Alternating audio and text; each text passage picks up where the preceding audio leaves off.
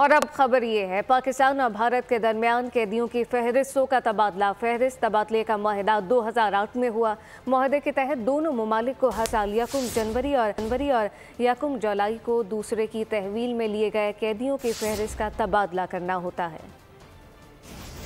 पाकिस्तान और भारत ने एक दूसरे के कैदियों की फहरिस्त जारी कर दी। दोनों मुल्कों की मुख्तलिफ जेलों में सैकड़ों शहरी कैद हैं। पाकिस्तान और भारत के दरमियान कैदियों की फहरिस्त का तबादला कर दिया गया। तर्जुमान दफ्तर खारजा के मुताबिक पाकिस्तान में 266 भारतीय कैदी हैं। कैदियों में 49 सिविलियंस और 217 माहीगीर शामिल हैं।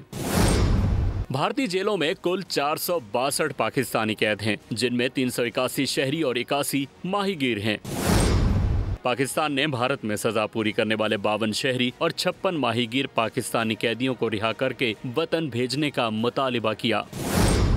तर्जुमान दफ्तर खारजा ने बताया कि भारत से 1965 और 71 की जंगों के 38 लापता दिफाई एहलकारों को काउंसलर रसाई देने की दरख्वास्त की है। सब्सक्राइब करें और बेल दबाएं ताकि कोई खबर रह न जाए।